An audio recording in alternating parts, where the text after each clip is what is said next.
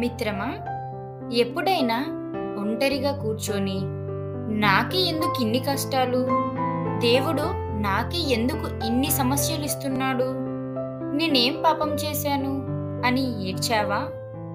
బహుశా ఇప్పుడు కూడా నువ్వు ఒక సమస్యలో ఉండొచ్చు. జీవితం నిన్ను అన్ని వైపులా నుంచి కాల్చేస్తున్నట్టు అనిపిస్తుండొచ్చు. కానీ ఒక్క నిమిషం, నేనిప్పుడు చెప్పబోయే విషయం వింటే నీ కష్టాల వైపు నువ్వు చూసే చూపు పూర్తిగా మారిపోతుంది. మనం ఒకసారి కాలిఫోర్నియా అడవుల్లోకి వెళ్దాం. అక్కడ ప్రపంచంలోనే అత్యంత ఎత్తైన బలమైన చెట్లు ఉన్నాయి.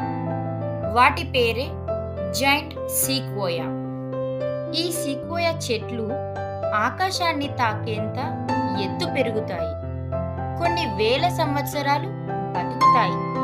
కానీ వీటి జననం వెనుక ఒక వింతైన రహస్యం ఉంది. ఈ చెట్ల విత్తనాలు గట్టిగా ఉండే చిన్న చిన్న కాయల్లో దాగి ఉంటాయి. ఆ కాయ ఎంత గట్టిగా ఉంటుందంటే సుత్తితో కొట్టినా పగలదు.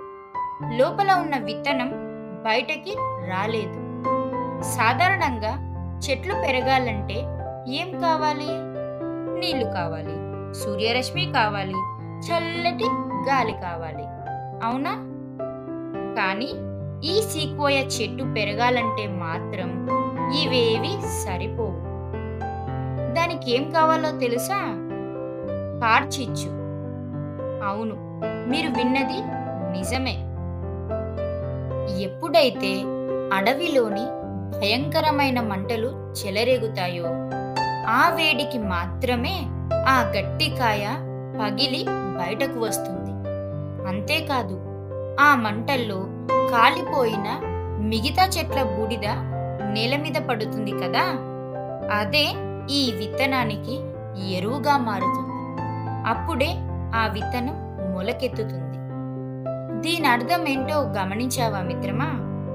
ఆ సీక్వోయా విత్తనం గనుక అమ్మో మంటలు వస్తున్నాయి, నేను కాలిపోతాను అని భయపడితే అది ఆ గట్టి కాయలోనే బందీగా ఉండిపోతుంది. ఎప్పటికీ బయటకి రాలేదు, మహావృక్షం కాలేదు. దాని జీవితం మొదలవ్వాలంటే అడవి తగలబడాల్సిందే. ఇప్పుడు నీ జీవితాన్ని చూసుకో. ప్రస్తుతం నువ్వు అనుభవిస్తున్న ఆ బాధ, ఆ అవమానాలు, ఆ వైఫల్యాలు, ఇవన్నీ ఆ కార్చిచ్చు లాంటివే. నువ్వు అనుకుంటున్నావేమో ఈ సమస్యలు నన్ను నాశనం చేస్తున్నాయి అని. కాదు, అవి నిన్ను నాశనం చేయటానికి రాలేదు.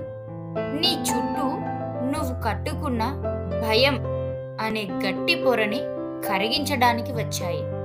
నీలో దాగి ఉన్న టాలెంట్ అనే విత్తనాన్ని బయటకు తీయడానికి వచ్చాయి. నీకు ఎదురయ్యే అవమానం నిన్ను కాల్చేస్తున్నట్టు అనిపించొచ్చు.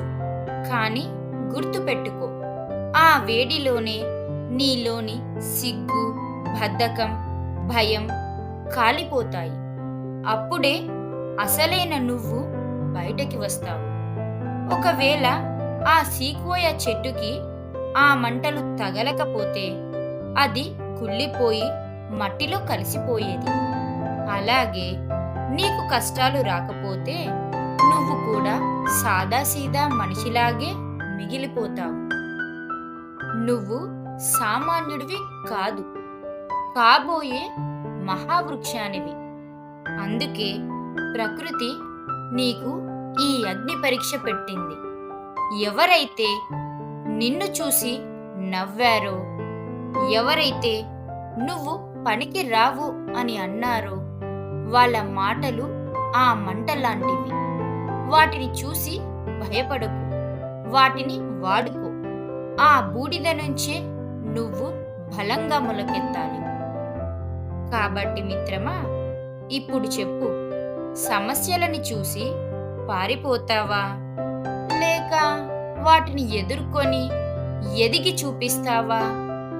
మంటలు అడవిని కాల్చేయగలవు, కానీ ఆ సీక్వోయ విత్తనాన్ని మొలకెత్తిస్తాయి. ఈరోజు నీకు ఎదురైన కష్టం నిన్ను బాధ పెట్టడానికి రాలేదు. నిన్ను చరిత్రలో నిలిచిపోయేలా చేయడానికి వచ్చాయి. బాధని భరించు, మంటని స్వీకరించు, బూడిద దులుపుకొని పైకిలే.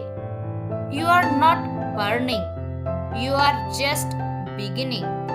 వెళ్ళు, నీ గెలుపుని ప్రపంచానికి పరిచయం చెయ్యి.